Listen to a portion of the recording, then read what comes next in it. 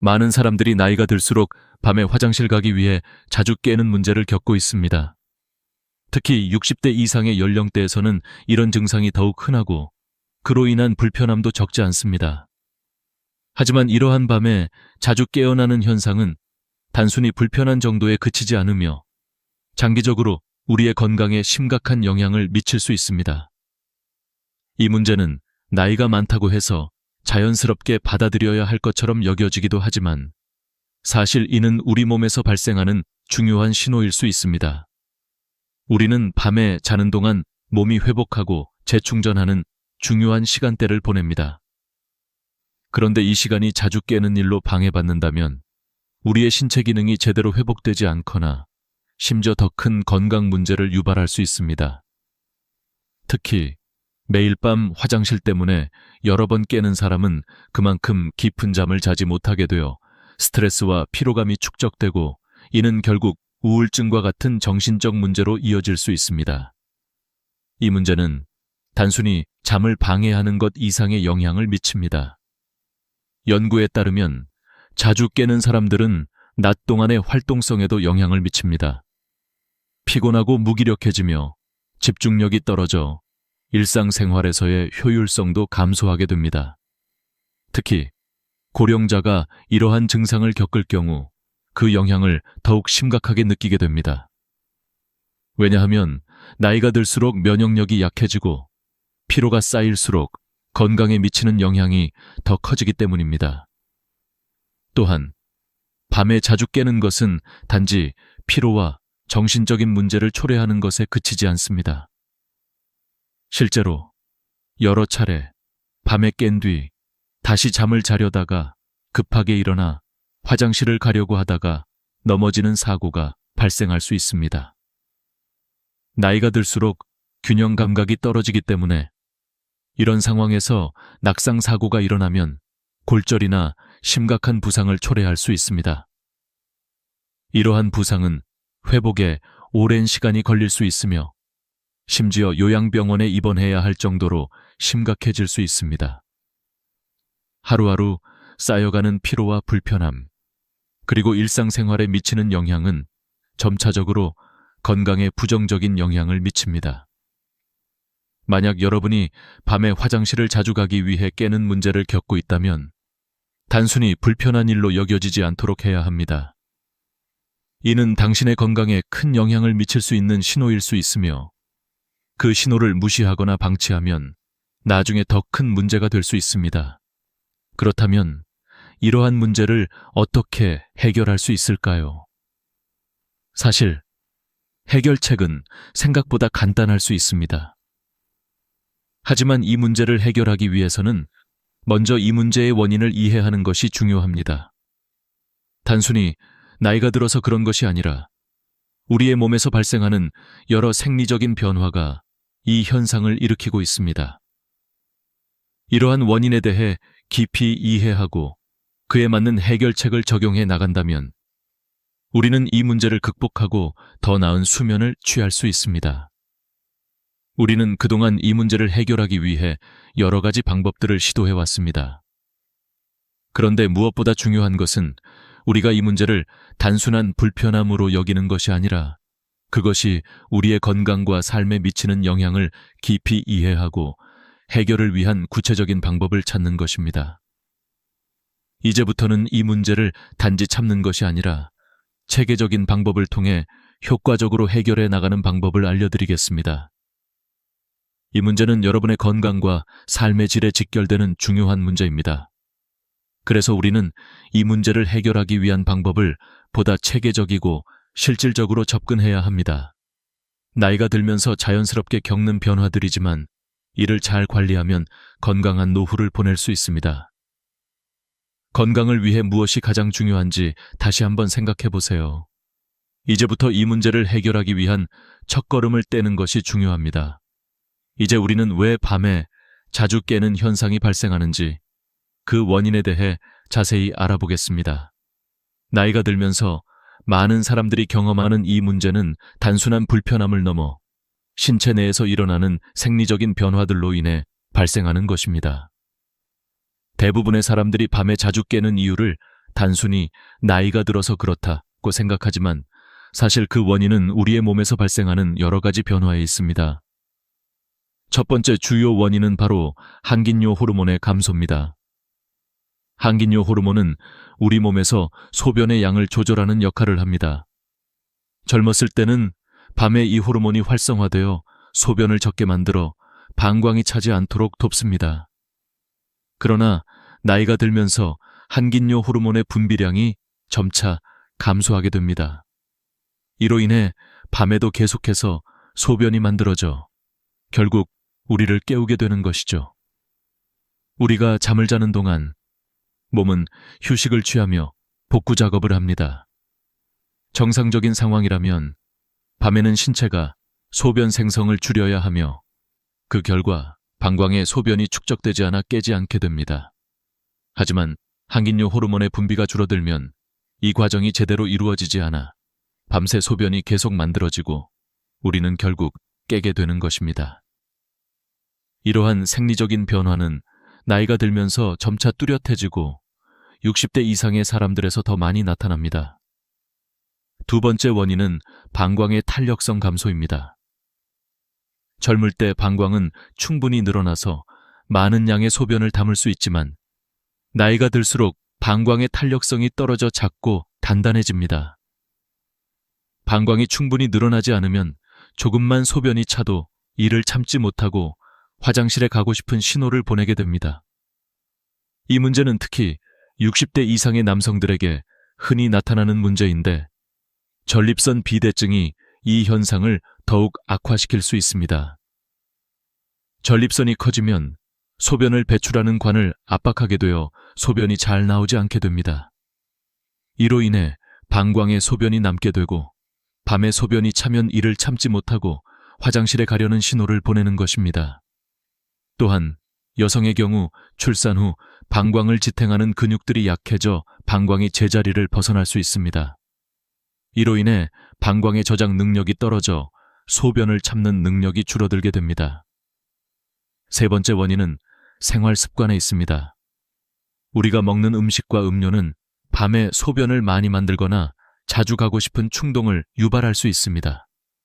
예를 들어 저녁에 너무 많은 양의 물을 마시거나 국물 음식을 섭취하면 이로 인해 밤에 화장실을 자주 가게 됩니다. 특히 맥주나 과일처럼 수분이 많은 음료를 저녁에 섭취하면 그만큼 소변의 양이 많아지고 밤에 깨게 되는 확률이 높아집니다. 또한 나이가 들수록 신장의 기능이 약해지므로 수분을 조절하는 능력이 떨어져 밤에도 소변을 계속 만들어냅니다. 김영식 할아버지의 사례를 들어보겠습니다. 이 할아버지는 다리가 자주 붓고 낮에는 앉아있는 시간이 길어 수분이 다리에 고여 있었습니다. 밤에 누우면 이 수분이 다시 전신으로 퍼져 소변으로 변하게 되었고 결국 밤에 자주 일어나 화장실을 가야 하는 상황이 된 것입니다. 이러한 문제는 다리 붓기나 수분 축적이 심각한 사람들에게 특히 더 흔하게 발생합니다. 따라서 단순히 나이가 들어서 방광이 약해지고 전립선이 커지고 호르몬이 감소하는 것만으로는 이 문제를 완전히 이해할 수 없습니다. 이 문제는 우리가 일상에서 어떻게 생활하느냐, 무엇을 먹고 마시느냐, 그리고 어떤 습관을 가지고 있느냐에 따라 영향을 받습니다. 이제 이러한 원인들을 충분히 이해했다면 이를 어떻게 해결할 수 있는지에 대한 방법을 알아보는 것이 중요합니다. 우리는 건강을 지키기 위해 다양한 방법을 시도할 수 있습니다. 하지만 가장 중요한 것은 나이가 들어서 생긴 변화들이 자연스러운 것이 아니라 이를 어떻게 관리하고 예방할 수 있는지에 대한 깊은 이해와 실천이 필요하다는 점입니다. 이제 이 문제를 해결하기 위한 실질적인 방법들을 하나씩 알아보겠습니다. 밤마다 화장실 가기 위해 자주 깨는 문제는 단순한 신체적 불편을 넘어서 우리의 정신 건강과 일상생활에 심각한 영향을 미칩니다. 이 문제를 지속적으로 방치하게 되면 우리의 삶의 질은 크게 떨어지고 정신적, 신체적 건강도 큰 타격을 입을 수 있습니다. 특히 60대 이상의 고령자들에게는 이러한 문제가 더 심각하게 나타나며 이로 인한 다양한 부작용들이 나타날 수 있습니다. 첫 번째로, 자주 깨는 것이 우리의 정신 건강에 미치는 영향을 살펴보겠습니다. 밤에 자주 깨는 것 자체가 정신적으로 피로감을 초래하고 그로 인해 낮 동안의 집중력 저하와 기억력 감퇴를 가져옵니다. 연구에 따르면 자주 깨는 사람들은 우울증이나 불안 장애에 걸릴 확률이 2배 이상 높다고 합니다. 이는 불규칙한 수면 패턴이 우리의 뇌 기능에 큰 영향을 미치기 때문입니다. 자주 깨면 우리의 뇌는 제대로 휴식을 취할 수 없고 이에 따라 정신적으로도 점점 더 지쳐가게 됩니다. 또한 수면 부족은 일상적인 스트레스 관리에도 영향을 미칩니다.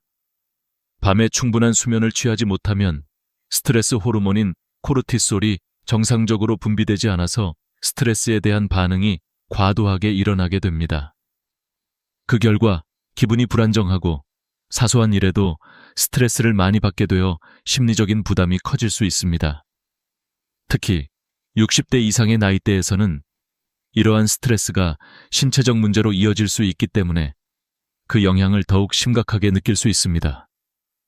두 번째로, 자주 깨어나는 것이 신체에 미치는 영향을 살펴봅시다. 수면 중에 우리 몸은 근육을 회복하고 뇌와 신경계를 재충전하는 중요한 작업을 수행합니다. 그러나 자주 깨면 이 과정이 방해받게 되어 근육 회복이 제대로 이루어지지 않고 신경계 역시 휴식을 취할 시간이 부족해지게 됩니다.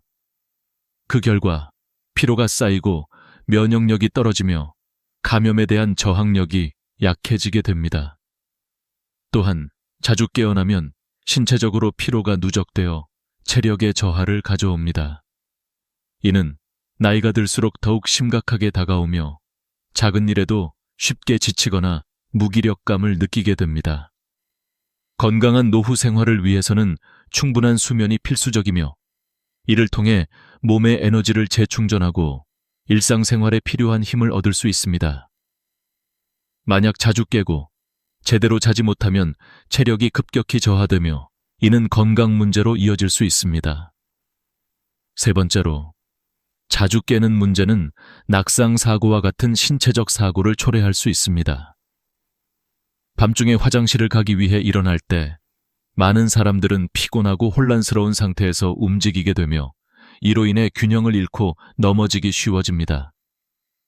특히 고령자의 경우 골다공증이나 관절 문제가 있어 부상의 위험이 높습니다.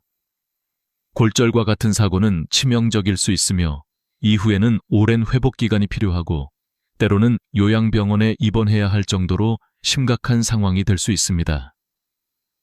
예를 들어 제 환자 중에는 78세의 박영수 할아버지께서 밤중에 화장실 가려고 일어났다가 침대에서 떨어져 고관절을 다친 사례가 있었습니다. 수술비만 300만 원이 들었고 6개월간의 재활 치료를 받았지만 결국 완전히 회복되지 않았습니다. 현재는 보행기 없이는 걷지 못하는 상태가 되어 일상생활이 매우 불편해졌습니다. 이와 같은 사례는 자주 발생하고 있으며 낙상사고의 위험을 간과해서는 안 됩니다. 사실 밤에 자주 깨는 고령자는 낙상사고의 위험이 3배 더 높다는 연구 결과도 있습니다. 이는 매우 심각한 문제로 나이가 들수록 더욱 신경 써야 할 부분입니다. 이처럼 자주 깨는 문제는 단순히 잠을 방해받는 불편함을 넘어서 우리의 신체와 정신 건강에 직접적인 영향을 미친다는 것을 알 수 있습니다. 이러한 문제를 방치하면 우울증, 피로, 면역력 저하, 낙상사고 등의 여러 가지 부작용이 발생하게 됩니다.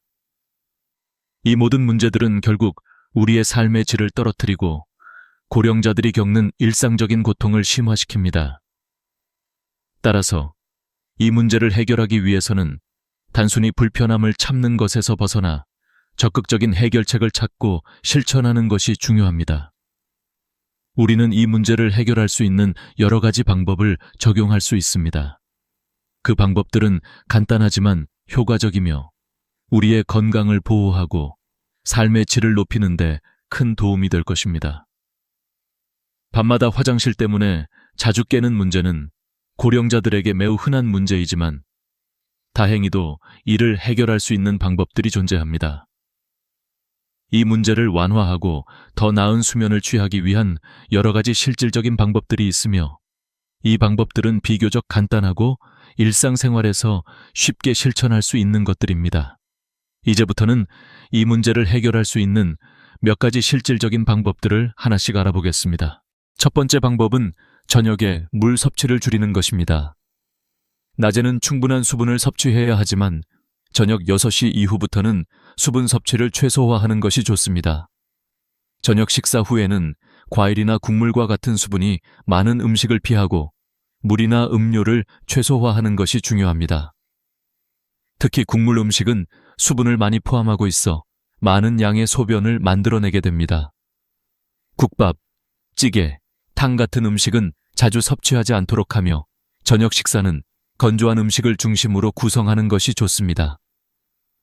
이렇게 하면 밤에 소변을 자주 만들어내는 문제를 줄일 수 있습니다. 특히 나이가 들수록 신장 기능이 약해져 몸속 수분을 잘 조절할 수 없기 때문에 저녁에 수분 섭취를 줄이는 것이 매우 중요합니다. 낮에는 충분한 물을 마시되 저녁에는 1, 2잔 정도로 제한하는 것이 가장 효과적입니다. 두 번째 방법은 저녁 식사 후 다리 올리기입니다. 낮 동안에 다리에 고였던 수분이 밤에 누우면 몸 전체로 퍼지면서 소변으로 만들어지게 되므로 저녁 식사 후에는 다리를 심장보다 높게 올리고 있는 것이 좋습니다.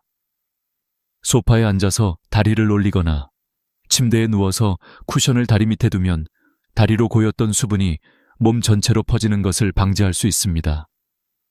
이 방법은 특히 다리가 자주 붓거나 심장, 신장 기능이 약해진 고령자에게 효과적입니다.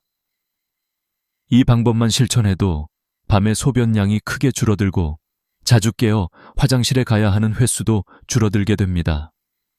이는 매우 간단한 방법으로 하루에 30분 정도만 다리를 올리며 휴식을 취하는 습관을 들이면 큰 차이를 만들 수 있습니다. 세 번째 방법은 자기 전에 반드시 화장실 가기입니다. 밤에 소변을 보지 않으면 잠을 자는 동안 소변이 계속해서 만들어져 밤중에 깨게 됩니다. 그렇기 때문에 자기 전에 반드시 화장실에 가서 소변을 비우는 것이 중요합니다. 잠들기 전에 소변을 보고 자면 밤에 다시 일어날 필요 없이 깊은 잠을 취할 수 있습니다. 많은 사람들이 소변이 마렵지 않다고 생각하고 화장실을 가지 않지만 조금이라도 소변이 있으면 반드시 비워두는 것이 좋습니다. 그렇게 함으로써 밤에 소변이 만들어지는 양을 줄일 수 있습니다. 특히 남성들은 서둘러 소변을 보는 경우가 많지만 천천히 끝까지 소변을 비워야 합니다. 서두르지 말고 충분히 시간을 두고 화장실에서 소변을 보고 난 후 잠자리에 들면 자다 깨는 횟수가 현저히 줄어들게 됩니다. 이러한 간단한 습관만으로도 수면의 질을 크게 개선할 수 있습니다. 네 번째 방법은 핸드폰 사용을 피하는 것입니다. 잠자리에 들기 전 핸드폰을 사용하는 것은 수면에 방해가 됩니다. 핸드폰 화면을 보면 뇌가 낮이라고 착각하여 각성 상태를 유지하게 됩니다. 이 상태에서 잠을 자게 되면 정상적인 수면 패턴이 깨지고 밤에 자주 깨어나게 됩니다. 따라서 잠자기 전에 핸드폰을 사용하지 않도록 해야 합니다. 핸드폰은 침대에 두지 말고 잠자기 전에는 화면을 보지 않고 조용한 환경에서 잠을 청하는 것이 좋습니다. 이러한 방법들은 모두 간단하고 실천하기 쉬운 것들입니다. 하지만 이를 꾸준히 실천하면 밤에 자주 깨는 문제를 효과적으로 해결할 수 있습니다. 사실 많은 고령자들이 이 방법들을 적용하고 수면의 질이 향상되었음을 경험했습니다. 이제 이 방법들을 실제로 적용해보며 조금씩 변화를 느껴보시길 바랍니다.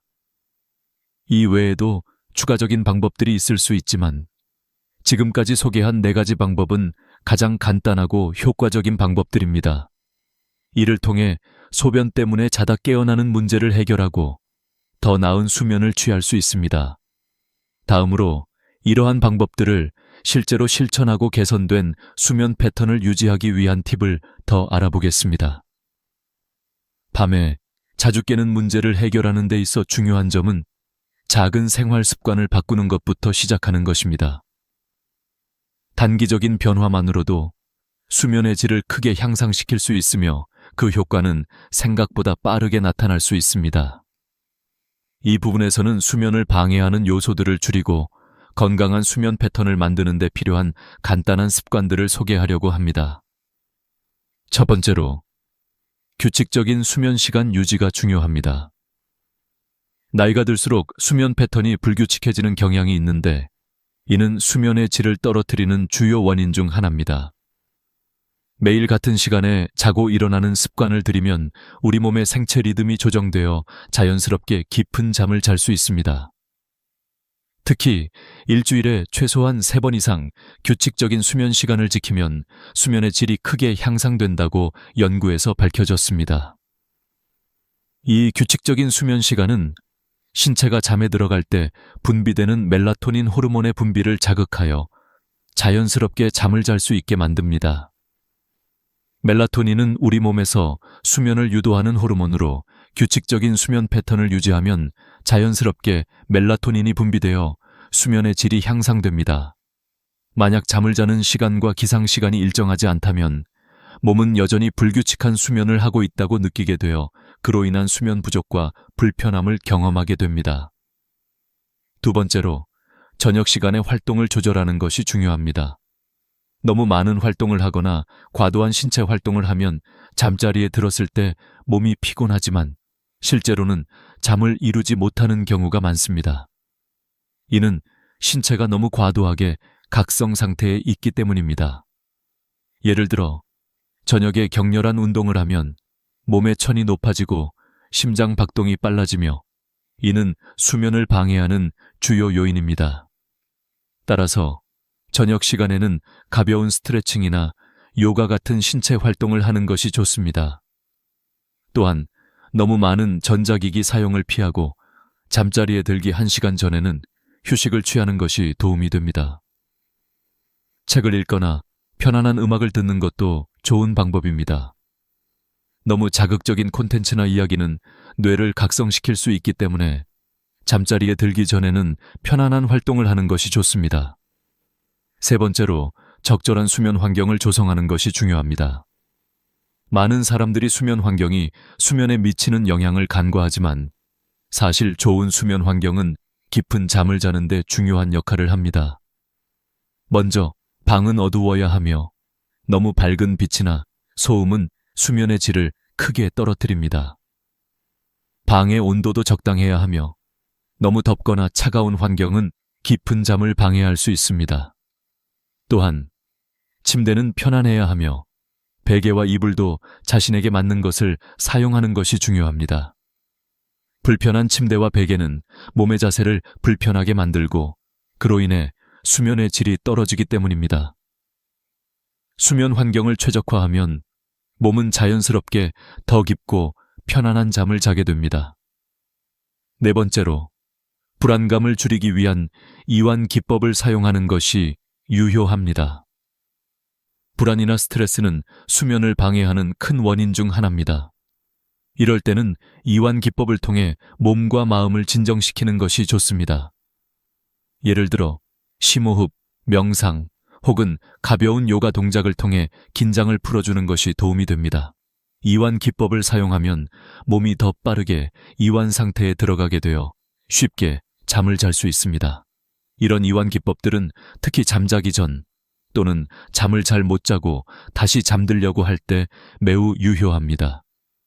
또한 스트레스가 많은 상황에서는 하루 중 일정 시간을 정해놓고 이완 기법을 실천하는 것이 좋습니다. 규칙적으로 이완 기법을 실천하면 전반적인 스트레스 수준을 낮추고 결국 더 나은 수면을 유도하게 됩니다. 마지막으로 수면에 영향을 미치는 식사 습관을 점검해야 합니다. 저녁 식사는 너무 과하지 않도록 하며 잠자기 직전에 음식을 먹는 것을 피하는 것이 좋습니다. 특히 카페인이나 알코올을 포함한 음료는 수면을 방해할 수 있기 때문에 잠자기 전 최소 4시간 이상은 섭취를 피하는 것이 좋습니다. 또한 과도한 단 음식을 섭취하면 혈당 수치가 급격히 오르락내리락하며 이로 인해 잠이 방해받을 수 있습니다. 이렇게 적절한 시간에 가벼운 저녁을 먹고 카페인과 알코올을 피하는 습관은 깊은 수면을 취하는 데 중요한 요소입니다. 건강한 수면을 위한 식사 습관을 갖추면 더 편안하고 숙면을 취할 수 있게 됩니다. 이 4가지 방법은 모두 간단하지만 매우 효과적인 방법들입니다. 작은 생활 습관을 바꾸는 것만으로도 밤에 자주 깨는 문제를 완화할 수 있으며 결국 더 나은 수면을 취할 수 있습니다. 여러분이 이 방법들을 실천하고 난 후 한 달 정도 지나면 그 차이를 분명히 느낄 수 있을 것입니다. 이제 이 방법들을 실제로 적용하고 더 나은 수면을 위해 실천해 보세요. 지금까지 밤에 자주 깨는 문제를 해결하기 위한 다양한 방법들을 살펴보았습니다. 이 문제는 단순한 불편함을 넘어서 우리의 건강과 삶의 질에 큰 영향을 미칠 수 있기 때문에 이를 해결하는 것이 매우 중요합니다. 하지만 중요한 것은 이 모든 방법들이 실천을 통해 변화할 수 있다는 것입니다. 생활 습관을 조금만 바꾸면 우리는 더 나은 수면을 취할 수 있고 그로 인해 건강한 삶을 살아갈 수 있습니다. 먼저 생활 습관의 변화는 우리가 생각하는 것보다 훨씬 더 큰 영향을 미칩니다. 자주 깨는 문제를 해결하려면 매일 수면 패턴을 규칙적으로 유지하고 저녁에 수분 섭취를 줄이며 자기 전에 화장실을 가는 습관을 들이는 것부터 시작해야 합니다. 이러한 작은 변화들이 모여 큰 차이를 만들 수 있습니다. 수면 환경을 최적화하고 스트레스를 줄이는 이완 기법을 실천하는 것도 중요한 요소입니다. 그렇다면 이 모든 방법을 어떻게 실천할 수 있을까요?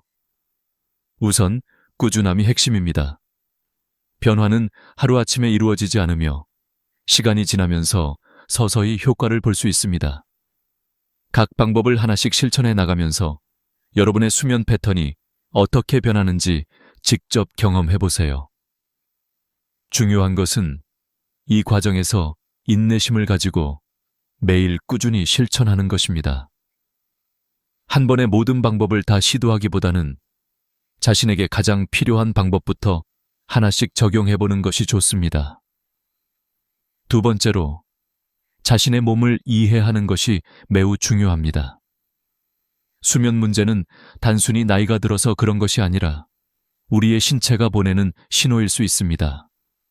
이를 이해하고 신체가 보내는 신호에 귀 기울이면 우리는 더욱 효과적으로 문제를 해결할 수 있습니다. 예를 들어 자주 깨는 것이 단순히 나이가 들어서가 아니라 호르몬 변화나 방광의 문제일 수 있다는 사실을 알게 되면 해결 방법을 찾는 데 도움이 됩니다. 자신의 몸을 잘 이해하고 적절한 조치를 취하는 것이 문제를 해결하는 첫걸음입니다. 세 번째로, 필요할 경우 전문가의 도움을 받는 것도 중요합니다. 생활 습관만으로 해결되지 않는 경우 전문가의 도움을 받는 것이 필요할 수 있습니다. 예를 들어 전립선 문제나 과민성 방광 같은 문제가 의심된다면 이를 전문적으로 다룰 수 있는 의사와 상담하는 것이 좋습니다. 전문가의 진단을 받고 적절한 치료를 받으면 수면 문제가 더 이상 큰 부담이 되지 않을 수 있습니다. 마지막으로 긍정적인 마인드와 꾸준한 실천이 가장 중요한 부분입니다. 수면 문제는 시간이 걸릴 수 있지만 희망을 가지고 실천하면 반드시 해결할 수 있습니다. 그리고 이 과정을 통해 자신에게 맞는 수면 패턴을 찾고 건강을 지키는 방법을 배울 수 있습니다. 고령이 되더라도 건강하고 행복한 노후를 보내기 위해서는 이런 작은 변화들이 큰 영향을 미친다는 사실을 명심하세요. 여러분이 지금까지 배우고 실천한 방법들을 잘 기억하시고 생활 속에서 하나씩 적용해 보세요. 오늘부터라도 수면 습관을 개선하기 위한 첫걸음을 내딛는 것이 중요합니다. 수면 문제를 해결하는 것은 단지 불편함을 해소하는 것을 넘어서 여러분의 건강과 삶의 질을 향상시키는 데 큰 도움이 될 것입니다.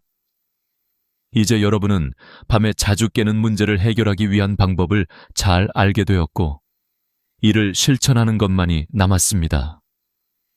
작은 변화가 가져오는 큰 차이를 여러분의 삶에서 직접 경험해 보시기 바랍니다.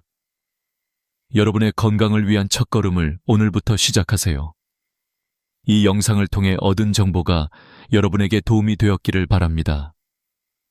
마지막으로, 여러분이 겪고 있는 수면 문제를 해결하고 더 나은 건강을 유지하기 위한 실천을 시작하는 데 있어 두려움이나 걱정은 필요 없습니다. 자신을 믿고 이 방법들을 꾸준히 실천해 보세요. 지금 시작하는 것이 가장 중요한 것입니다. 이 영상을 보고 도움이 되셨다면 구독과 좋아요를 눌러주시고 더 많은 건강 정보를 함께 나누어 보세요. 여러분의 건강을 지키는데 도움이 될 수 있는 유익한 정보들을 앞으로도 계속해서 전해드리겠습니다. 건강한 수면을 위한 첫걸음을 오늘부터 시작하세요. 오늘 밤부터 여러분의 삶은 더 건강하고 활기차게 바뀔 것입니다. 여러분의 내일 아침이 상쾌하고 기분 좋은 하루로 시작될 수 있도록 기원합니다. 안녕하세요. 피부과 전문의 김명입니다. 오늘 여러분께 아주 특별한 이야기를 들려드리고자 합니다. 여러분은 거울을 볼 때마다 자신이 나이가 들어가고 있음을 느끼시나요? 하루하루 나이가 들어가는 것에 대해 걱정이 많으신 분들이 많으실 겁니다. 특히 나이가 들어갈수록 피부에 변화가 생기며 주름, 탄력 저하, 피부 건조 등 여러 가지 고민이 생기게 됩니다. 저는 오늘 여러분께 그 고민을 해결할 수 있는 한 가지 특별한 방법을 소개하려고 합니다. 우리는 모두 나이가 들면서 겪게 되는 자연스러운 과정을 피해갈 수 없습니다. 하지만 나이가 들면서도 여전히 젊고 건강한 피부를 유지할 수 있는 방법이 존재한다는 사실을 알고 계셨나요? 저는 37년 동안 피부과 의사로 일하면서 수많은 환자들의 피부 상태를 치료해왔습니다. 그 중에서 가장 놀라운 변화 중 하나는 바로 천연꿀을 이용한 피부 관리법입니다. 이 방법을 통해 피부 나이를 10년 이상 젊게 보이게 할 수 있습니다. 그럼 왜 꿀이 피부에 이렇게 좋은지 궁금하지 않으신가요? 꿀은 단순히 피부에 보습을 주는 것 이상의 효과가 있습니다. 꿀 속에는 천연 항산화 물질이 가득 들어 있어 피부를 탄력 있게 하고 주름을 감소시키는 데 도움을 줍니다. 실제로 많은 연구에서 꿀의 효능이 입증되었습니다. 최근 하버드 의대 연구팀은 꿀이 피부 세포를 보호하고 손상된 피부를 회복하는 데 뛰어난 효과가 있다는 것을 밝혀냈습니다. 이러한 연구 결과는 꿀이 피부에 미치는 긍정적인 영향을 더욱 확실하게 뒷받침해줍니다. 여러분, 혹시 꿀이 피부에 좋은 이유를 알고 계셨나요? 꿀은 단순히 수분을 공급하는 역할만 하는 것이 아니라 피부의 자연 치유 능력을 촉진시키는 역할을 합니다. 나이가 들어가면서 피부는 점점 콜라겐을 잃게 되는데 꿀은 이 콜라겐 생성 과정을 도와주는 중요한 역할을 합니다. 결과적으로 피부가 탄력 있게 유지될 수 있도록 도와주며 주름이 생기는 것을 막는 데 큰 도움이 됩니다. 이제 여러분이 궁금해하실 수 있는 부분은 그렇다면 꿀만 바르면 된다고? 라는 질문일 것입니다. 네, 맞습니다. 그러나 꿀을 바르는 방법에 따라 효과는 크게 달라집니다. 단순히 꿀을 얼굴에 바르는 것만으로는 피부를 개선하기 어렵습니다. 적절한 방법으로 꿀을 사용해야만 진정한 효과를 볼 수 있습니다. 그럼 꿀을 피부에 적용하는 방법을 어떻게 해야 할까요? 저는 그 방법을 오늘 여러분께 전수하려고 합니다. 첫 번째로 중요한 점은 천연 꿀을 사용해야 한다는 것입니다. 마트에서 쉽게 구할 수 있는 가공 꿀이나 중국산 꿀은 효과가 없습니다. 꿀은 반드시 국산 천연 꿀이어야 하며 아카시아 꿀이나 야생화 꿀을 추천합니다. 이러한 천연 꿀은 피부에 자연스럽게 스며들어 피부의 건강을 회복시켜줍니다. 이제 여러분이 궁금해하실 또 다른 질문은 언제, 얼마나 자주 해야 할까요? 입니다. 저는 꿀팩을 일주일에 2, 3회 정도 해주는 것이 가장 효과적이라고 말씀드리고 싶습니다. 너무 자주 하면 오히려 피부가 자극을 받을 수 있기 때문에 주기적으로 사용하는 것이 중요합니다. 꿀팩을 바르고 10분 정도 두었다가 미지근한 물로 씻어내면 피부는 한층 더 부드럽고 촉촉해집니다. 그럼 꿀을 어떻게 바르는 것이 가장 효과적일까요? 꿀을 얼굴에 바르기 전에 반드시 깨끗하게 세안을 해야 합니다. 이때 중요한 점은 약산성 세안제를 사용하는 것입니다. 피부가 자극받지 않도록 세안을 해야만 꿀이 피부에 더 잘 스며들고 더 효과적으로 작용할 수 있습니다. 세안을 마친 후 꿀을 얼굴에 고르게 펴 바르고 10분 정도 두면 됩니다. 이때 눈가나 입가처럼 피부가 얇은 부위는 살살 두드리듯이 바르세요. 피부에 자극을 주지 않도록 부드럽게 처리하는 것이 중요합니다.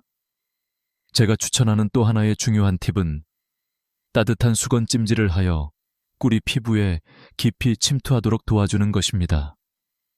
찜질을 통해 피부 온도를 올려주면 모공이 열리고 꿀 성분이 피부 속으로 더 잘 스며듭니다.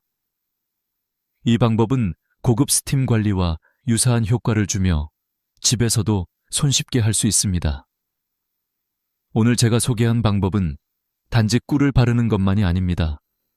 꿀을 효과적으로 사용하려면 적절한 방법과 주기가 필요합니다. 꿀을 바르는 방법을 잘 지키면 주름, 탄력 저하, 피부 건조와 같은 문제를 해결하는 데 큰 도움이 됩니다. 그럼 이제 여러분은 꿀을 활용한 피부 관리법을 제대로 알게 되셨습니다. 이 방법을 꾸준히 실천하시면 여러분도 나이가 들면서도 젊고 건강한 피부를 유지할 수 있을 것입니다. 이제 꿀을 사용한 피부 관리법에 대해 좀 더 구체적으로 말씀드리겠습니다. 이 방법은 단순하지만 그 효과는 매우 강력합니다. 제가 37년 동안 피부과 의사로 일하면서 만났던 수많은 환자들이 이 방법을 통해 놀라운 변화를 경험했음을 여러분께 전하고자 합니다. 특히 이 방법을 처음 접한 환자들 중 몇몇은 처음에 그 효과를 믿지 못하고 반신반의했지만 시간이 지나면서 그들의 피부가 어떻게 달라졌는지 직접 보고 느끼게 되었습니다. 하나의 예로 68세의 이명수 어머님을 들 수 있습니다. 3년 전 이명수 어머님은 깊은 주름과 극심한 피부 건조로 매우 고생하고 계셨습니다. 그때 저는 꿀 관리법을 처음 추천해 드렸습니다. 처음에는 이게 무슨 효과가 있겠냐며 반신반의 하셨습니다.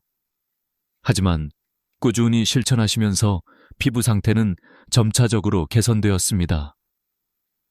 몇 달 후 다시 병원에 오셨을 때 얼굴은 몰라보게 탄탄하고 윤기 나는 상태로 변해 있었죠. 그 변화를 보고 이명수 어머님은 눈물을 흘리며 이렇게 말씀하셨습니다. 예전엔 거울 볼 때마다 눈물이 났는데 이제는 그저 웃을 수 있습니다.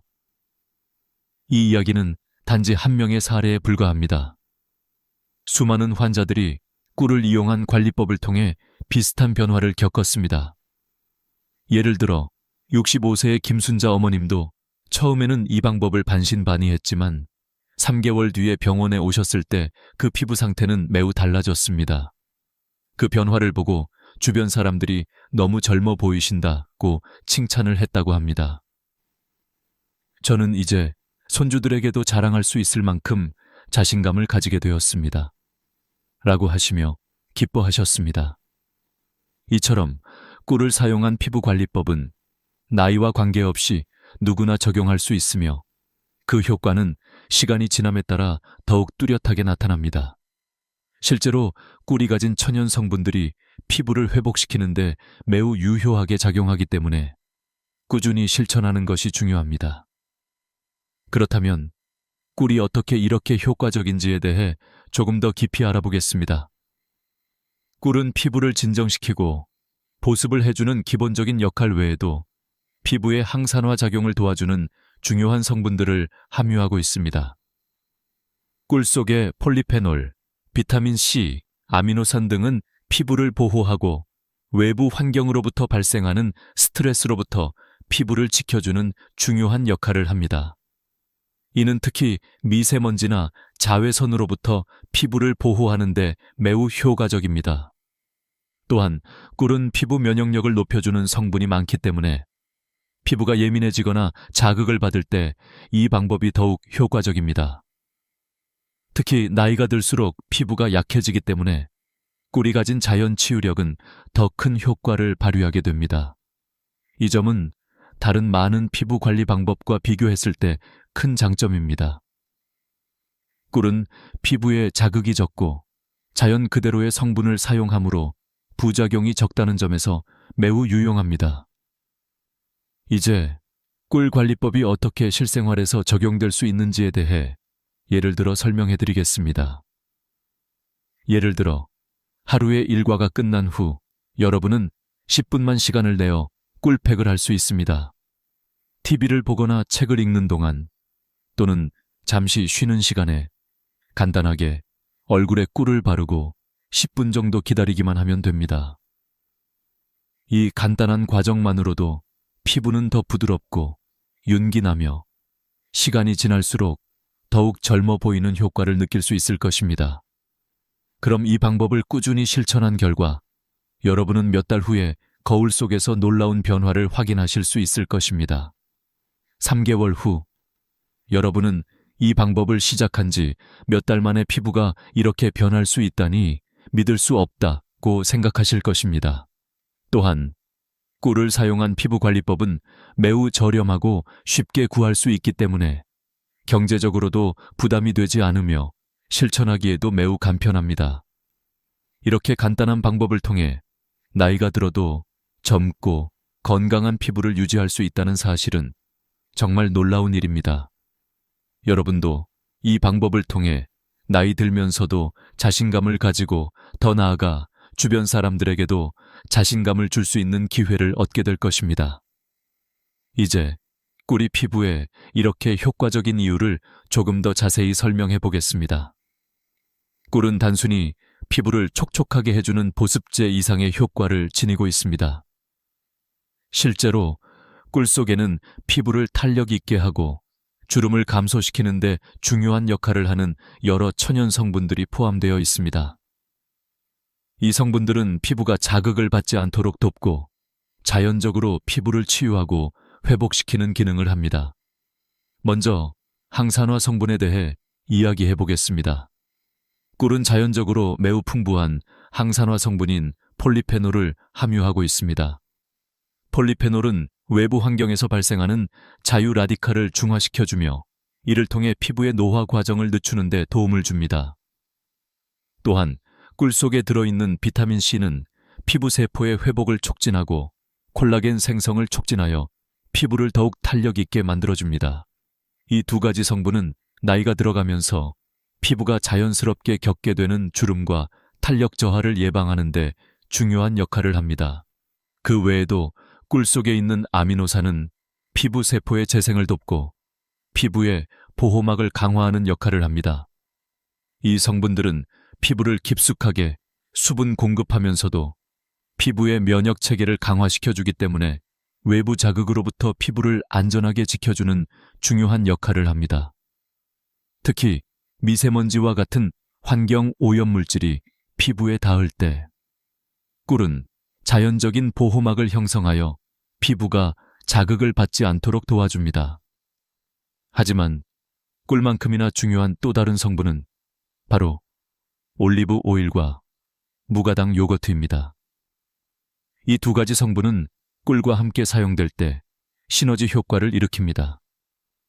올리브 오일은 피부에 깊은 보습을 주며 피부에 유해한 자유 라디칼을 차단하는 데 매우 유효한 비타민 E를 풍부하게 포함하고 있습니다. 이 성분은 꿀과 결합하여 피부에 깊은 영양을 공급하고 피부 장벽을 강화하는 데 도움을 줍니다. 무가당 요거트는 프로바이오틱스 성분이 풍부하여 피부의 미생물 균형을 맞추고 피부 장벽을 더욱 건강하게 만들어줍니다. 이렇게 세 가지 천연 성분인 꿀, 올리브 오일, 그리고 무가당 요거트는 피부를 건강하고 젊게 유지하는 데 매우 중요한 역할을 합니다. 꿀의 자연 치유력과 올리브 오일, 요거트의 보습 및 피부 회복 능력이 결합되면 피부는 빠르게 회복되고 자연스럽게 주름과 탄력 저하를 예방할 수 있습니다. 또한 꿀을 사용한 피부 관리법은 매우 자연적이고 안전한 방법으로 화학 성분이 포함된 고급 화장품보다 훨씬 더 부드럽고 자극이 적은 장점이 있습니다. 이제 꿀과 올리브 오일, 요거트가 결합된 꿀팩의 실제 효과에 대해 몇 가지 예시를 들어 설명해 보겠습니다. 제가 치료한 환자들 중 많은 분들이 이 방법을 통해 피부가 회복되는 놀라운 변화를 경험했습니다. 특히 65세의 김순자 어머님은 피부가 매우 건조하고 주름이 깊어졌다고 하셨습니다. 처음 이 방법을 시도하셨을 때 이렇게 간단한 방법이 정말 효과가 있을까라고 반신반의하셨습니다. 하지만 몇 주 후 다시 병원에 오셨을 때 그 피부 상태는 전혀 달라져 있었습니다. 내 피부가 이렇게 달라질 수 있다니 정말 믿을 수가 없어요. 이제는 피부가 촉촉하고 윤기가 나서 외출할 때마다 자신감이 생겼어요. 라고 말씀하셨습니다. 이와 같이 꿀을 활용한 피부 관리법은 나이와 관계없이 누구나 쉽게 적용할 수 있으며 그 효과도 시간이 지날수록 더 확실히 나타납니다. 또한 이 방법은 비용이 거의 들지 않으면서도 매우 효과적이기 때문에 경제적인 부담을 줄이면서도 뛰어난 피부 관리를 할 수 있는 장점이 있습니다. 또한 이 방법은 피부가 민감하거나 알레르기가 있을 수 있는 분들에게도 안전하게 적용할 수 있습니다. 꿀은 천연 성분이기 때문에 피부에 자극을 줄 가능성이 적고 매우 부드럽게 작용합니다. 그렇기 때문에 다양한 피부 유형을 가진 사람들에게 추천할 수 있는 방법입니다.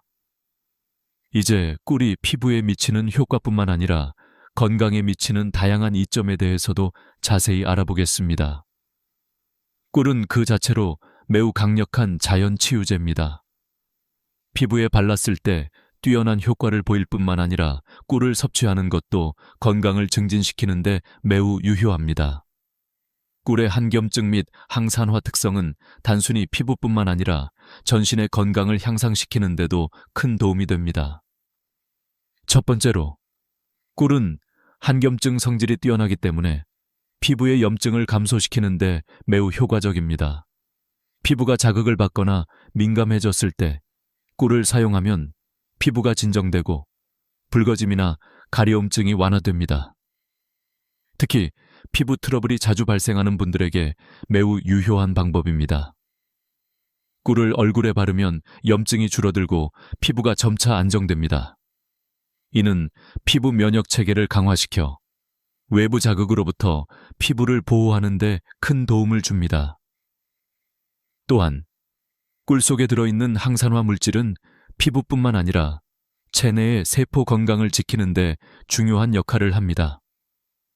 꿀의 폴리페놀 성분은 자유 라디칼을 중화시켜 주어 세포가 손상되는 것을 방지하고 피부 세포의 노화를 지연시키는 데 도움을 줍니다. 최근 연구에 따르면 꿀의 항산화 성분은 심혈관 질환 예방에도 중요한 역할을 한다고 합니다. 꿀을 꾸준히 섭취하면 전반적인 심장 건강을 지키고 혈관을 보호하는 데도 도움이 됩니다. 즉, 꿀은 피부 건강을 넘어서서 전신 건강에도 많은 혜택을 주는 식품입니다. 또한 꿀은 체내 면역력 강화에도 중요한 역할을 합니다. 꿀 속에 포함된 다양한 영양소들은 면역 시스템을 활성화시켜 몸을 더욱 강하고 건강하게 만듭니다. 면역력 향상은 특히 나이가 들수록 더욱 중요한 요소로 꾸준히 꿀을 섭취하면 건강을 지키는 데 큰 도움이 됩니다. 뿐만 아니라 꿀은 소화에 도움을 주는 자연적인 효소가 들어 있습니다. 이 효소들은 장의 건강을 촉진하고 배변 활동을 원활하게 만들어주며 소화불량이나 장의 염증을 줄여줍니다. 소화가 잘 되면 그만큼 체내에 독소가 배출되어 피부 또한 맑아지고 깨끗해집니다. 꿀은 디톡스 효과가 있기 때문에 건강한 소화와 함께 피부 상태도 개선되는 효과를 가져옵니다. 이제 꿀이 피부에 미치는 효과에 대한 이해가 깊어졌다면 다음으로는 꿀을 어떻게 일상생활에 잘 활용할 수 있는지에 대해 이야기해 보겠습니다.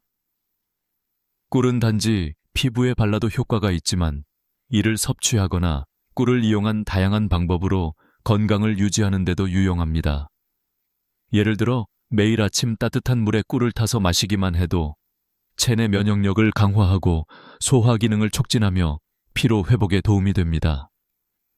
이와 같은 꿀의 효능은 단순히 외적인 변화에 그치지 않습니다. 내적인 건강과 관련된 여러 가지 문제를 해결하는 데도 큰 도움이 됩니다.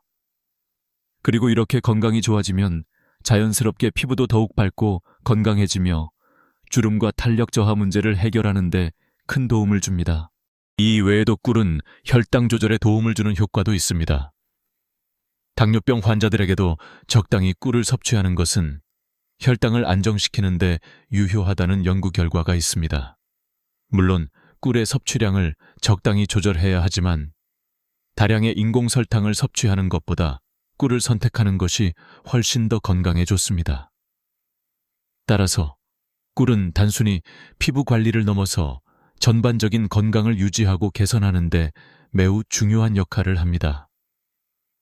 여러분도 꿀을 일상생활에 포함시켜 피부와 몸 모두 건강한 상태를 유지할 수 있기를 바랍니다. 마지막으로 꿀을 이용한 피부 관리법은 단순히 외적 아름다움만을 위한 것이 아닙니다. 꿀은 자연적인 치유력을 제공하며 건강한 생활을 돕는 중요한 자원입니다.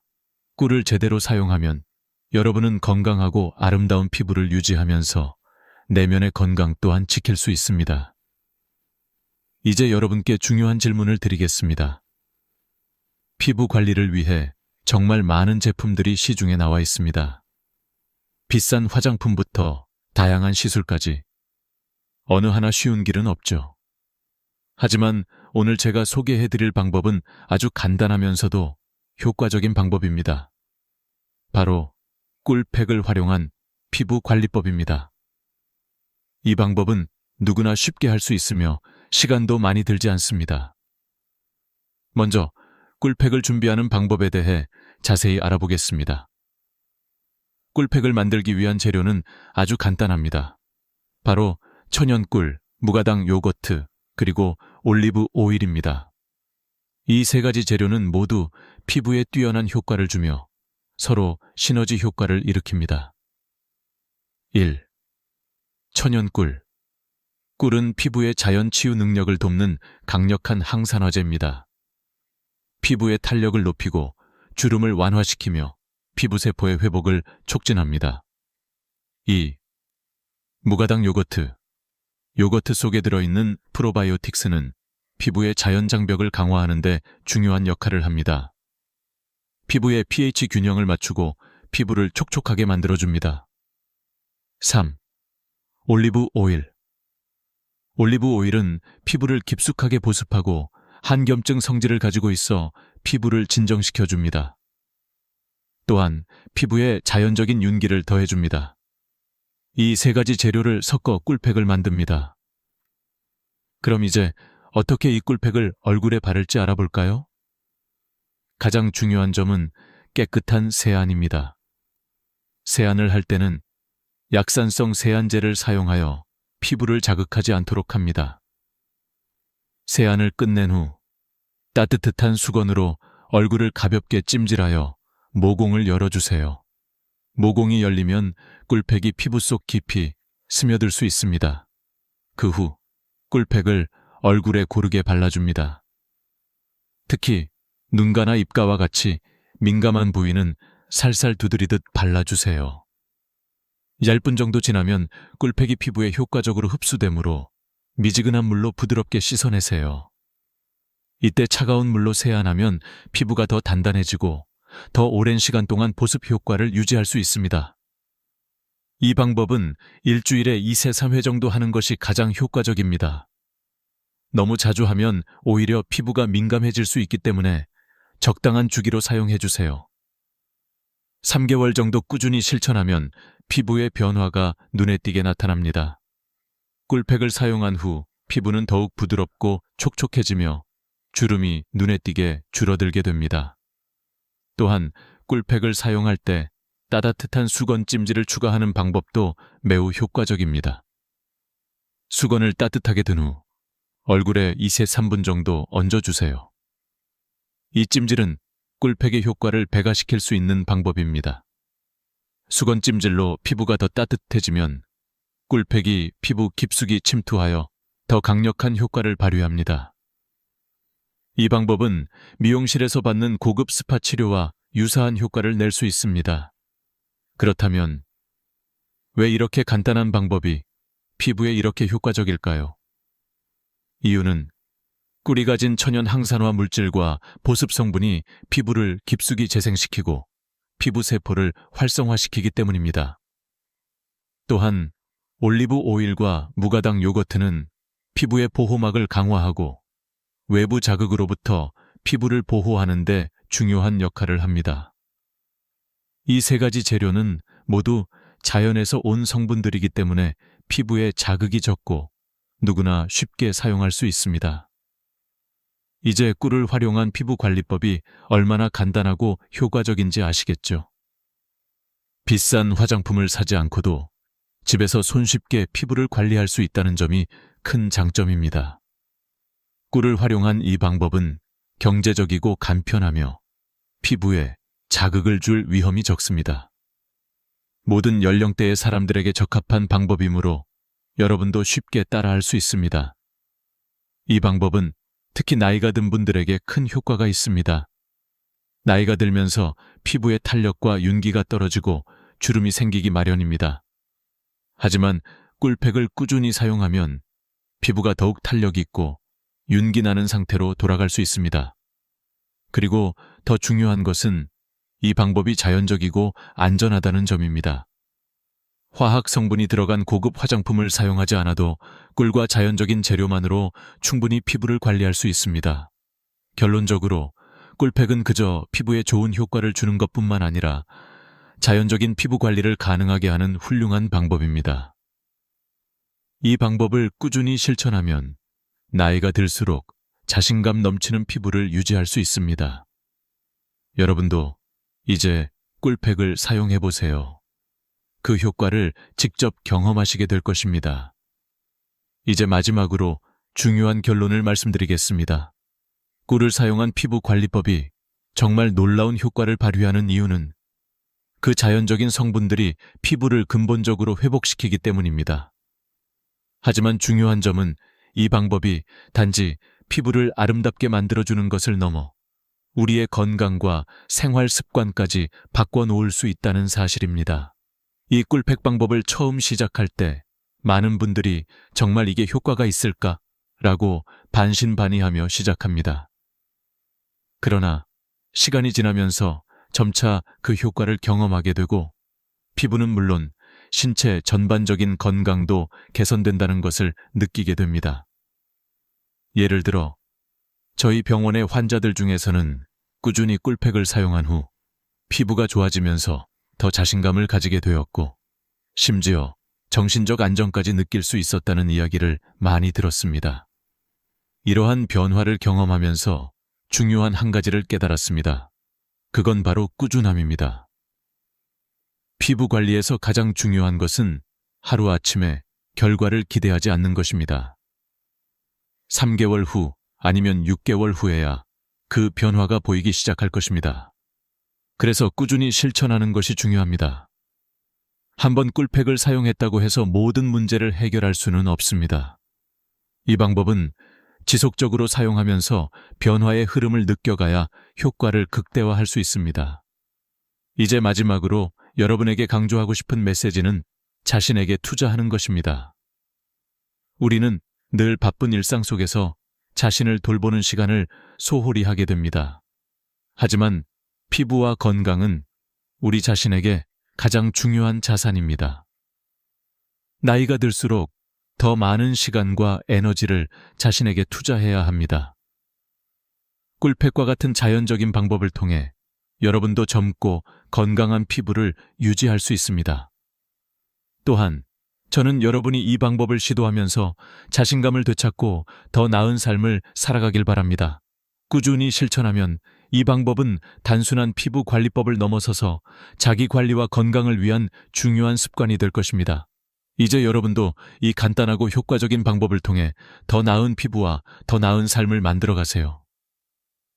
이 영상이 여러분에게 도움이 되었기를 바랍니다. 꿀팩을 사용하면서 피부의 변화뿐만 아니라 자신감을 얻고 건강을 챙기며 더 행복한 삶을 살아가길 바랍니다. 여러분의 피부도 건강도 변화할 준비가 되어 있습니다. 여러분이 바로 그 변화를 시작할 사람입니다. 이제 여러분이 할 일은 두 가지입니다. 첫 번째는 꿀팩을 시작하는 것이고, 두 번째는 이 영상을 보고 여러분의 피부 변화 이야기를 댓글로 공유하는 것입니다. 여러분의 경험을 나누는 것만으로도 다른 분들에게 큰 영감을 줄 수 있습니다. 여러분이 지금 시작하는 이 작은 변화가 몇 달 후에 어떻게 여러분의 삶을 바꿀지 상상해 보세요. 마지막으로 영상이 유익했다면 구독 버튼을 눌러주세요. 더 많은 피부 관리 팁과 건강한 라이프 스타일을 위한 정보를 계속해서 받아보실 수 있습니다. 여러분의 건강하고 아름다운 피부를 위해 앞으로도 다양한 팁을 계속해서 나눠드릴 예정이니 알림 설정도 잊지 마세요. 여러분, 오늘도 자신에게 투자하는 하루가 되길 바랍니다. 지금 바로 꿀팩을 시작해보세요. 다음 영상에서 만나요. 감사합니다. 내일이 마지막이라면 여러분은 지금 무엇을 하고 계실까요? 지금 이 순간 제 말을 듣고 계신다는 건 아직 숨이 붙어 있고 눈을 뜨고 있으며 누군가와 연결되어 있다는 뜻입니다. 그런데도 우리는 당연하다는 듯이 오늘을 흘려보내곤 합니다. 그래서 저는 오늘 아주 무겁지만 피할 수 없는 주제를 꺼내려고 합니다. 바로 죽음, 그리고 그 죽음을 알기에 지금을 더 깊이 살아야 한다는 이야기입니다. 제가 평생 들어온 수많은 조언 중 단연 최고라 할 수 있는 말이 있습니다. 사람은 반드시 죽는다, 혼자서 죽는다, 그리고 아무것도 가져갈 수 없다. 이 세 가지 사실은 부정할 수도 피할 수도 없습니다. 하지만 많은 사람들이 여전히 죽음을 먼 일처럼 여기며 살아갑니다.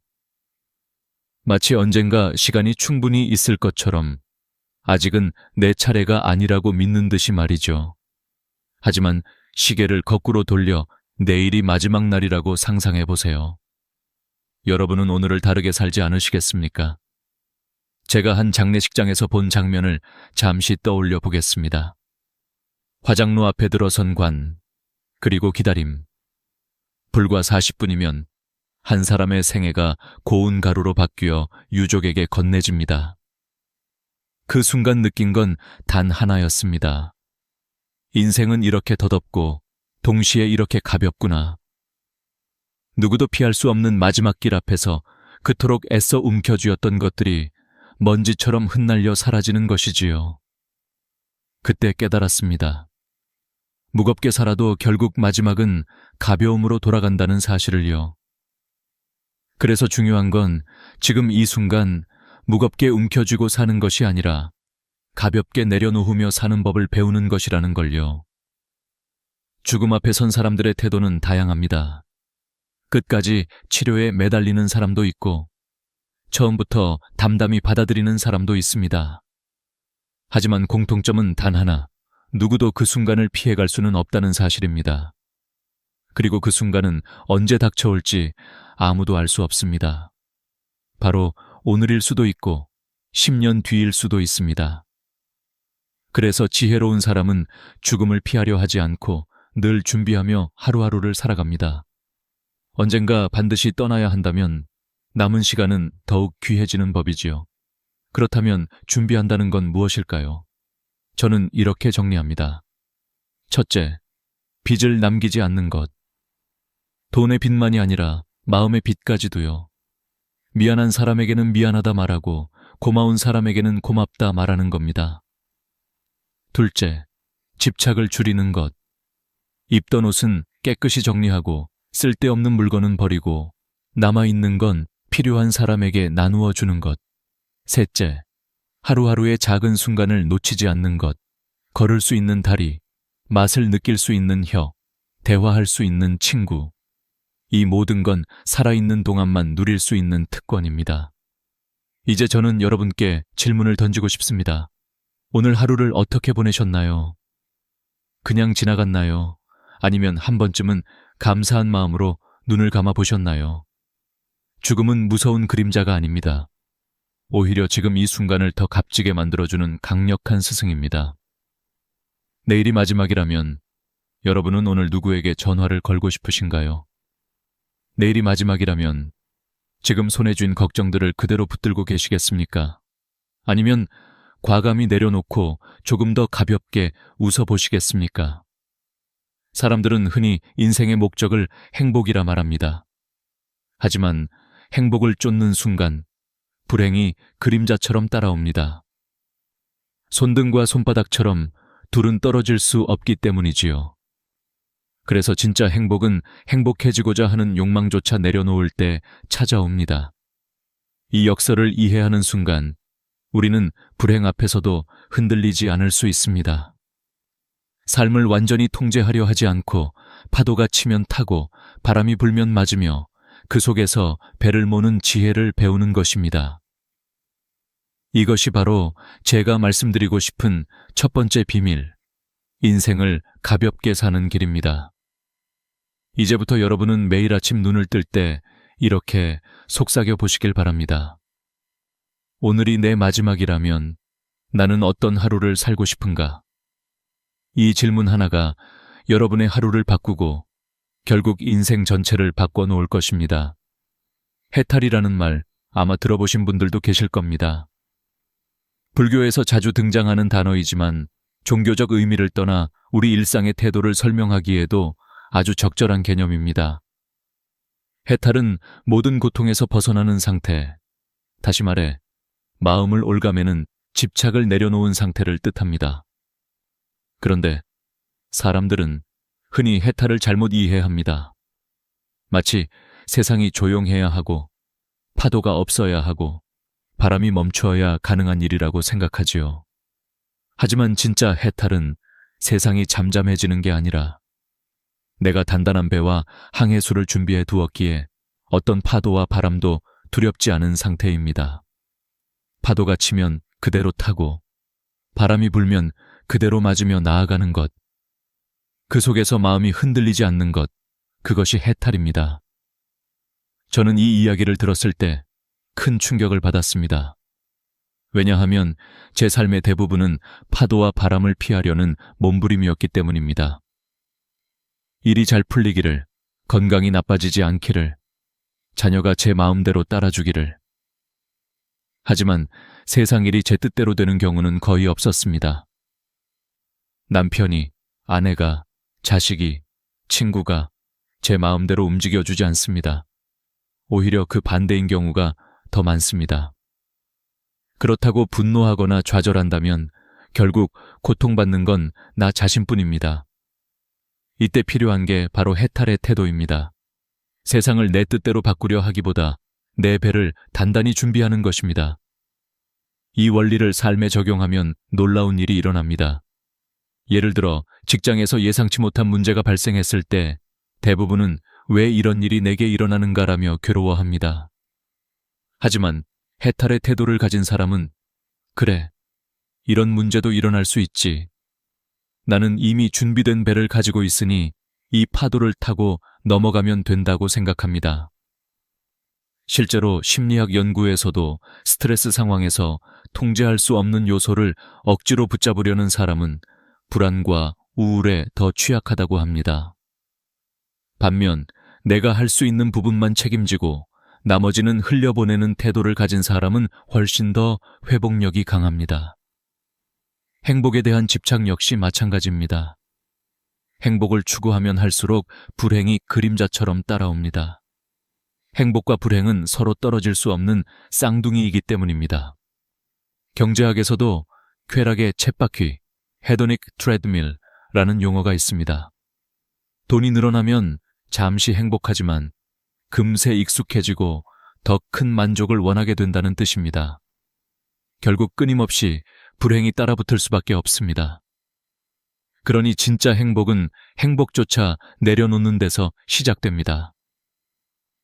나는 반드시 행복해야 해 라는 압박을 버리고 지금 이 순간을 있는 그대로 받아들이는 것. 이 단순한 전환이 우리 삶을 훨씬 가볍게 만듭니다. 한 가지 실제 예를 들어 보겠습니다. 서울대 의대 연구팀이 65세 이상 노인 1200명을 대상으로 조사한 결과 삶을 있는 그대로 받아들이는 태도를 가진 그룹은 그렇지 않은 그룹보다 우울증 발병률이 40%나 낮았습니다. 게다가 평균 혈압, 심박 수치도 더 안정적이었죠. 해탈이라는 철학적 개념이 단지 이상적인 말이 아니라 실제로 건강과 직결된다는 뜻입니다. 우리가 마음을 놓을 때 몸도 더 건강해지는 것입니다. 저는 이제 조금 다른 질문을 드리고 싶습니다. 여러분의 배는 얼마나 단단합니까? 갑작스러운 파도가 몰아쳐도 버틸 수 있는 항해술을 갖추고 계십니까? 삶에서 해탈은 거창한 수련이 아닙니다. 작은 습관부터 시작할 수 있습니다. 오늘 하루 불만을 삼키고 웃으며 넘어가는 것, 내 뜻대로 안 되는 상황에서 억지로 바꾸려 하지 않는 것, 행복해야 한다는 압박 대신 지금의 평범함을 즐기는 것. 이것이 곧 해탈의 작은 실천입니다. 죽음은 언젠가 반드시 찾아오지만 살아있는 지금은 여전히 선택할 수 있는 순간들의 연속입니다. 해탈의 태도를 가진 사람은 삶과 죽음을 모두 가볍게 바라봅니다. 삶의 고통조차 바람과 파도로 받아들이고 그 위에서 자신만의 항해술로 나아갑니다. 그리고 죽음 앞에서도 이제는 내려놓을 시간이라며 담담히 웃을 수 있습니다. 여러분도 오늘부터 단단한 배를 준비해 보시길 바랍니다. 파도와 바람은 늘 올 것이지만 그것에 휘둘리지 않는 항해술이야말로 인생 최고의 지혜입니다. 저는 언젠가 한 화장장을 다녀온 경험을 잊지 못합니다. 관이정이 화로 안으로 들어가고 불이 켜지면 40분 만에 한 사람의 생애가 가루가 되어버립니다. 그리고 유족들은 작은 항아리에 그 가루를 담아 조용히 돌아갑니다. 그 순간 저는 인간의 삶이 얼마나 가볍고 또 허망한지를 온몸으로 느꼈습니다.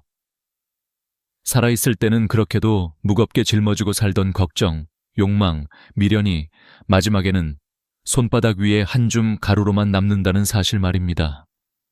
그런데 놀라운 건 그 현장에서 느낀 건 단순한 허무만이 아니었습니다. 오히려 거꾸로 죽음이 이렇게 가볍기에 우리가 살아있는 동안 지고 있는 짐을 조금 더 덜어낼 수 있다는 희망이었습니다. 인생의 무게를 버틸 수 있는 건 바로 이 죽음의 가벼움 덕분일지도 모른다는 생각이 들었지요. 여기서 저는 한 가지 중요한 질문을 던지고 싶습니다. 그렇다면 우리는 어떻게 살아야 후회 없이 가볍게 떠날 수 있을까요? 답은 의외로 단순합니다. 생전 정리를 하는 겁니다. 일본에서는 이를 엔딩 노트라고도 부릅니다. 아직 살아있을 때 자신이 가진 것들을 정리하고 빚을 갚고 정리되지 않은 관계를 마무리하는 습관이지요. 실제로 일본 후생노동성의 보고에 따르면 엔딩 노트를 작성한 노인의 70%가 죽음에 대한 불안이 줄었다고 응답했습니다. 단순히 종이에 몇 줄 쓰는 것만으로도 삶이 훨씬 가벼워지는 것입니다. 제가 생각하는 생전 정리의 체크리스트는 3가지입니다. 첫째, 금전적 빚을 남기지 않는 것. 둘째, 인간관계의 빚을 청산하는 것. 셋째, 물건과 기억의 짐을 줄이는 것입니다. 이 3가지만 지켜도 마지막 길은 훨씬 가벼워집니다. 나는 이미 다 정리해 두었으니 이제 미련 없이 간다. 이렇게 말할 수 있는 사람이야말로 진정한 승자 아닐까요? 죽음을 경험한 유족들의 태도에서도 많은 걸 배울 수 있습니다. 저는 화장장에서 어린아이들이 대기실에서 과자를 먹으며 웃고 있는 모습을 본 적이 있습니다. 부모님 세대가 눈물을 삼키며 작별하는 사이 아이들은 여전히 삶을 살아갑니다. 그 모습에서 느낀 건 죽음이란 삶의 일부일 뿐이라는 것입니다. 우리가 떠난 자리에는 여전히 새로운 세대가 웃고 떠들며 살아갑니다. 그렇다면 우리는 떠나는 순간까지 삶을 더 가볍게 만들어 후대에게 짐이 되지 않도록 해야 합니다. 실제로 한국통계청 자료에 따르면 장례 비용과 남은 빚 때문에 고통받는 유족이 35%에 달한다고 합니다. 돌아가신 분은 이미 떠났는데 남은 가족은 빚과 짐을 지고 고통받는 것이죠. 이것은 결코 아름다운 마지막이 아닙니다. 우리가 떠날 때 남에게 남기는 건 무거운 짐이 아니라 가벼운 미소여야 합니다. 또한 장례 문화의 변화에서도 중요한 교훈을 얻을 수 있습니다. 요즘은 호상, 좋은 죽음이라 불리는 경우가 많습니다. 큰 슬픔 속에서도 담담하게 보내드리는 분위기지요. 부모님의 장례식에서 웃으며 손님을 맞이하는 자녀들의 태도 속에는 죽음은 자연스러운 것이라는 지혜가 담겨 있습니다. 이처럼 죽음을 지나치게 두려워하기보다 담담히 인정하는 것이야말로 삶을 더 단단하게 만드는 길입니다. 저는 이 부분에서 여러분께 부탁드리고 싶습니다. 지금 당장 오늘 하루라도 집안을 둘러보며 불필요한 물건을 버려보세요. 마음속에 남아있는 미안함이나 고마움을 전해보세요. 작게나마 생전 정리를 시작해보시는 겁니다. 언젠가 반드시 닥칠 마지막 순간 나는 준비되어 있다고 말할 수 있는 힘은 지금부터 쌓아가는 것입니다. 죽음은 결코 삶을 끝내는 것이 아닙니다. 오히려 남은 삶을 더 빛나게 만드는 시작점일 수 있습니다. 죽음이 있기에 오늘이 소중하고 끝이 있기에 지금이 아름답습니다. 화장장의 교훈은 우리에게 이렇게 속삭입니다. 짐을 덜고 마음을 정리하라. 그러면 마지막은 가벼울 것이다. 우리는 흔히 늙음을 두려워합니다.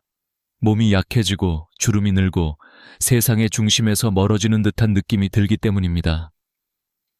하지만 저는 한 가지 분명히 말씀드리고 싶습니다. 늙음은 낡음과 같지 않습니다. 늙음 속에는 새로운 가능성이 있고 오히려 더 깊고 원숙한 삶의 빛깔이 숨어 있습니다. 단풍잎이 가을의 끝자락에 가장 아름답게 물드는 것처럼 노년의 삶 또한 청년기보다 더 찬란할 수 있습니다. 제가 아는 한 지인은 80세가 넘었음에도 매일 아침 감사 일기를 쓰십니다.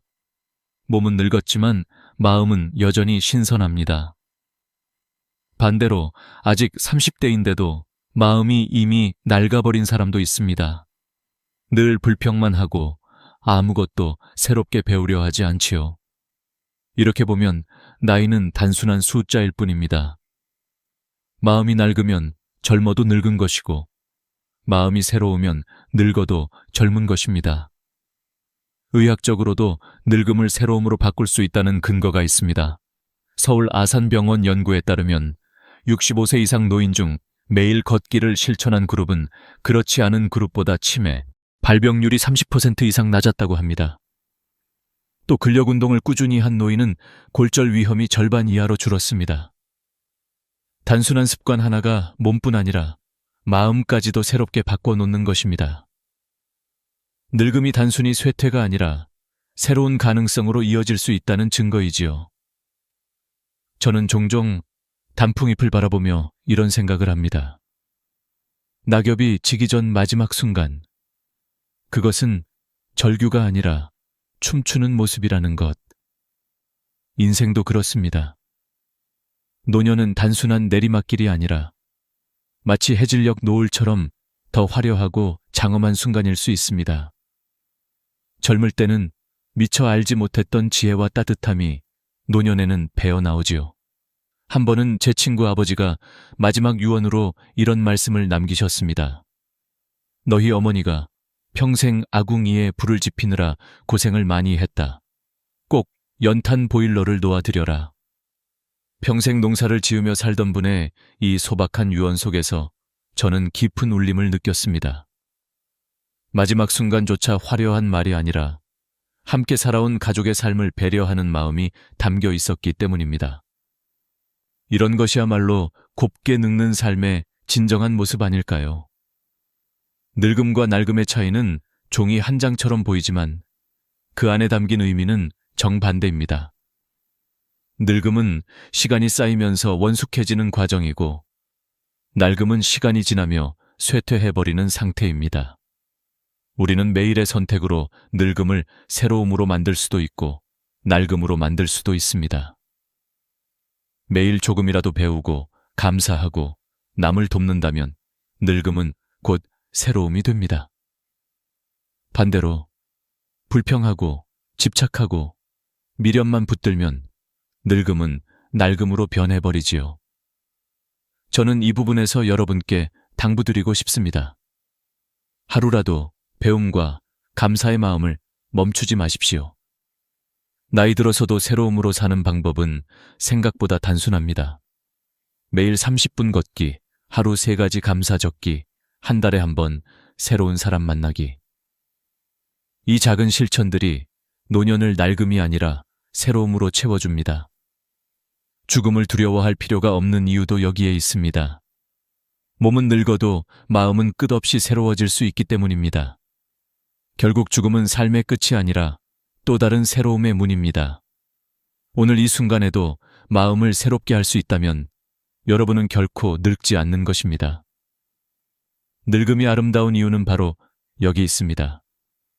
지금 이 순간을 사는 법, 이것이야말로 우리가 평생 배워야 할 가장 중요한 훈련입니다. 사람들은 흔히 과거의 후회나 미래의 불안을 붙잡고 살아갑니다. 하지만 그 두 가지는 모두 현재를 앗아갑니다. 어제의 잘못을 아무리 되새겨도 바뀌지 않고 내일의 걱정을 아무리 곱씹어도 아직 일어나지 않았습니다. 결국 우리가 붙들 수 있는 건 지금 여기뿐입니다. 저는 실제로 노인분들과 이야기를 나눌 때 이런 말씀을 자주 듣습니다. 젊었을 때 왜 그렇게 서둘렀는지 모르겠다. 결국 지나고 나면 다 별일 아니더라. 이 고백은 우리에게 분명한 교훈을 줍니다. 삶의 무게 대부분은 현실이 아니라 마음속 상상에서 비롯된다는 사실입니다. 그러니 지금의 순간에 닻을 내리는 훈련이야말로 행복으로 가는 지름길입니다. 그렇다면 구체적으로 어떻게 해야 할까요? 저는 4가지 루틴을 권하고 싶습니다. 첫째, 호흡. 아침에 눈을 뜨면 천천히 3번 깊게 숨을 들이마시고 내쉬는 겁니다. 단 1분이면 됩니다. 둘째, 걷기.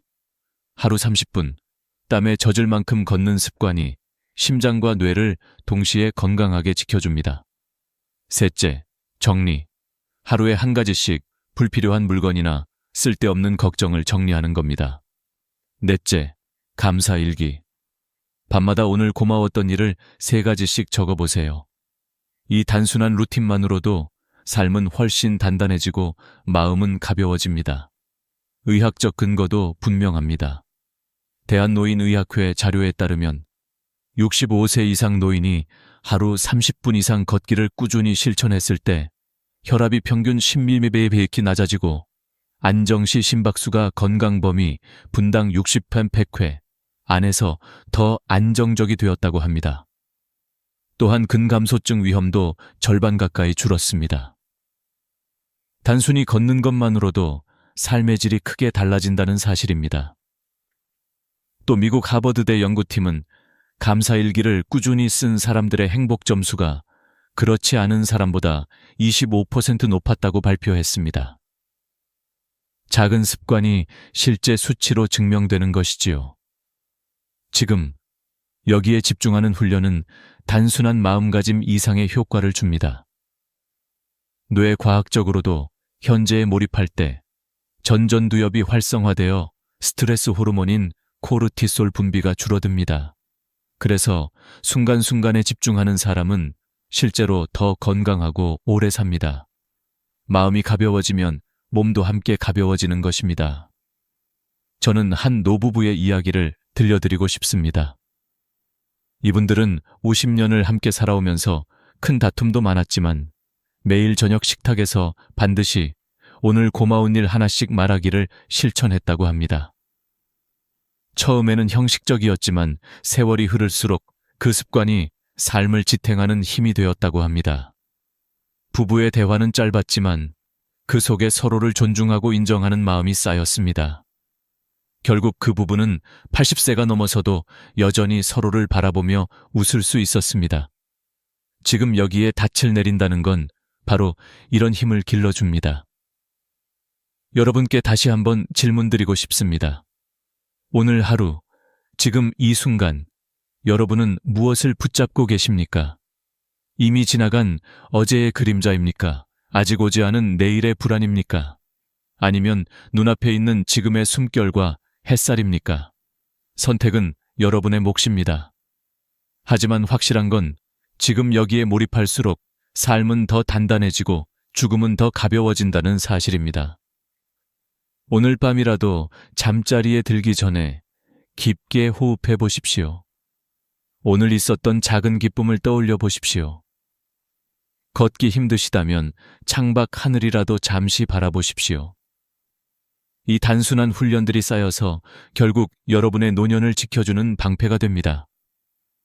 지금 여기에 닻을 내리며 하루를 살아가 보시길 바랍니다.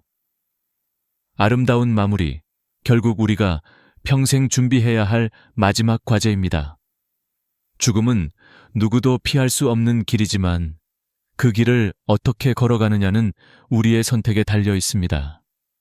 어떤 이는 마지막까지 발버둥치며 두려움에 떨고 또 어떤 이는 담담히 웃으며 삶을 정리합니다. 그리고 저는 확신합니다.